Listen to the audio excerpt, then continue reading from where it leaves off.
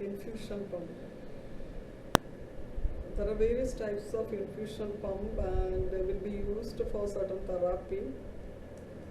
And the pumps mainly we will be selecting to deliver the fluids as desired so that we can fix the rate and volume. For that we will be selecting the infusion pump. And the infusion pumps are devices that are used to deliver therapeutic fluids and either medication we can give or any parenteral fluids at a predetermined rate. The principles are it uses pumping action to infuse fluids, medications or nutrients in the patient, and it is suitable for intravenous, subcutaneous, enteral and epidural infusions. So what are the uses of infusion pumps? So the mainly infusion pumps will be used to give chemotherapeutic drugs and the patient those are getting any pain management continuously or even total parenteral nutrition or even anesthesia or sedation. Coming to the types of infusion pump, that is syringe pump and volumetric pump. And syringe pump mainly only minimal amount of fluid can be given, or mainly we will be for giving medicines or any inotropes, we will be preferring the syringe pump. And in case if you want to give infusion more amount of fluids, we will be mainly option we will be choosing, that is an volumetric pump. Here you can see the syringe pump. Syringe pump only minimal amount of fluid or medications can be given.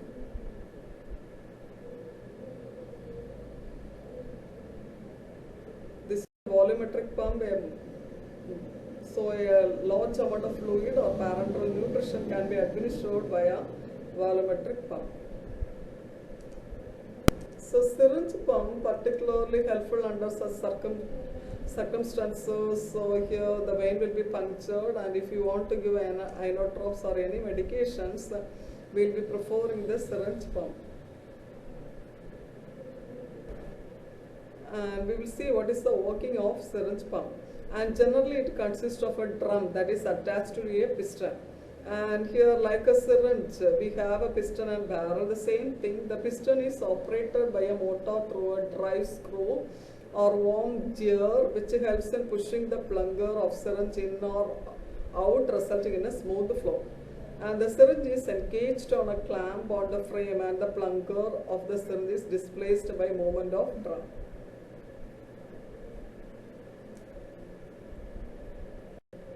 So most of the syringe pump can work in different syringes of different diameters.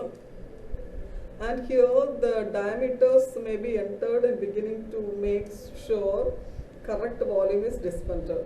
And here that is mainly we will be capturing from the manufactured guidelines and make sure whether syringes with the different diameters can be used.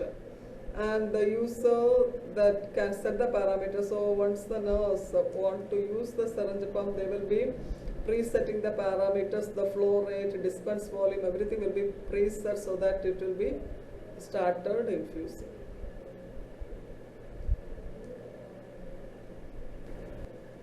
Coming to the volumetric pump, this pump has an advantage to deliver high volume of fluid at a precise administered rate, where other pumps might have limited.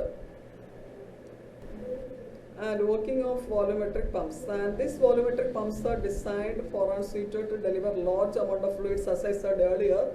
And here the volumetric pumps are accurate to well within the specified, that is plus or minus 5% when measured over 1 hour.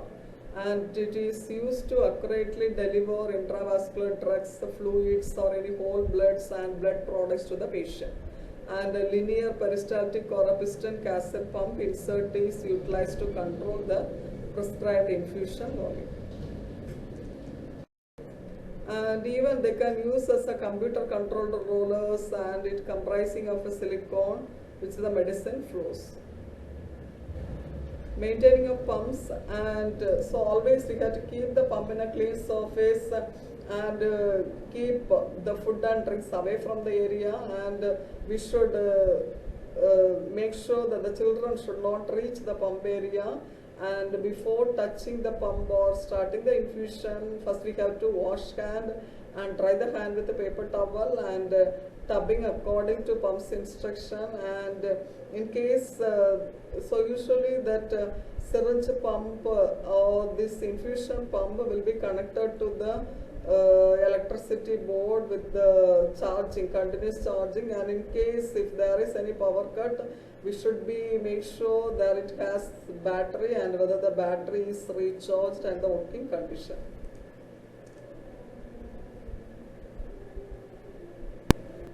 Then maintenance of pump, that surroundings, radio transmitters such as cell phones, wireless, handheld computers, two-way radios are sources of strong electric and magnetic interference such as large electric motors could affect pump. And the pump users, caregivers and others should use caution and keep electromagnetic sources away from the pump. So we should not use any electromagnetic resources, mobile phone or anything should not be used near the pump.